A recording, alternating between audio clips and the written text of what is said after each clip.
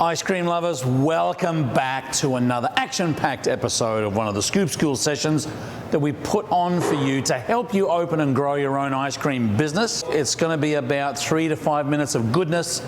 Click on subscribe every single day. With the exceptions of a few little days where we're teaching class or doing other things. We are a functioning educational and training facility, you know. Anyway, thank you very much to our episode sponsor, new sponsor, Cobatco. You've heard us talk about them before. We use their waffle irons here, their waffle cone base. We do Belgian waffles. Cobatco.com for all of your waffle cone making needs. Brian, Brett, the whole crew there in Peoria, Illinois, do a great job, very specialized job to help you basically sell a whole lot more waffle cones. Cobatco.com, thank you for your episode sponsorship. Now, you know how much I love Walmart. You know when I walk down the aisles, I just love drawing inspiration, drawing it from here, drawing it from here, drawing it from down here. But I was walking along the aisle the other day and there was a rack of cookies, and this is basically how they're displayed. And look, I'm not saying I don't like the Walmart cookies, and I know what they're trying to achieve here. But it basically looked like all of these containers were kind of like 2/3 or a half full. Now, the way they're supposed to, I guess, display is like this, where you've got, they've got a little bit of cardboard here. But when you kind of put them up like that, it looks like, hey, I'm not getting the cookies that I think I should be paying for.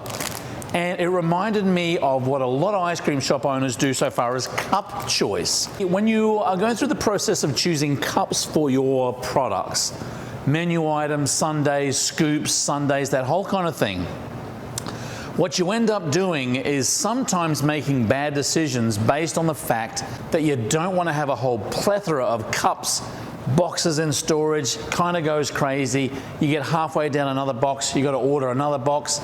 Next thing, it's boxes galore. You've got a boxathon, a box extravaganza. So what some owners do is they will take, let's say, a kid's cup. Kid's scoop might be a 3-ounce scoop, a 3-ounce ball. And this is a 5-ounce cup. And again, we're kind of balancing out weight ounces versus volumetric ounces. But this is a 5-ounce cup right here. And if I put a 3-ounce ball, we've got this nice banana ice cream that we've got here. And if I put that 3-ounce ball in the cup, look, it doesn't look too bad, right? You could probably put a little bit of topping on that and it might look okay. But some stores are saying, well, do I really need to get a 5-ounce cup? I already use this 9-ounce cup for some other things. Maybe I could put a 3-ounce scoop in the 9-ounce cup.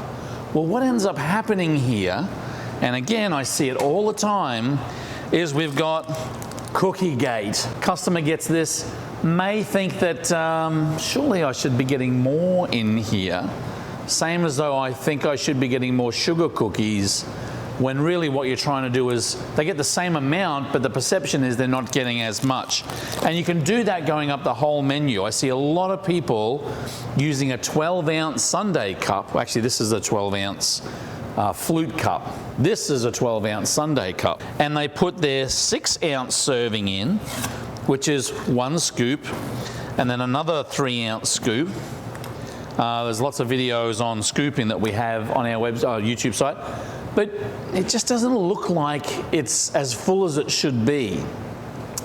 And again, we kind of know that you don't want to have a whole bunch of cups there.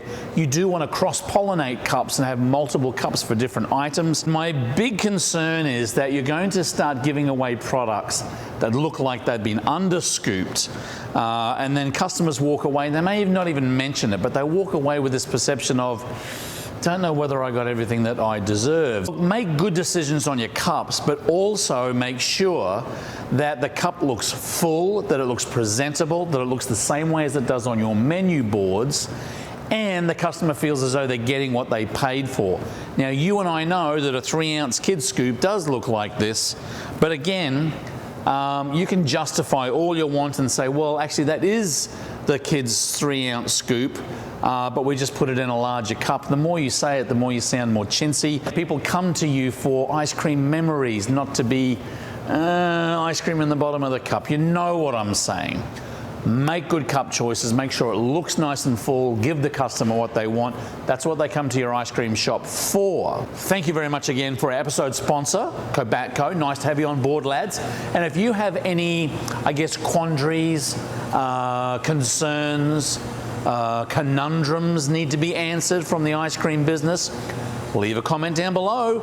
We love answering questions. We love putting this content on. You drive the content. Getting very, very close to our 10,000 subscribers. Big celebration coming up. Keep on scooping. See you in the next video.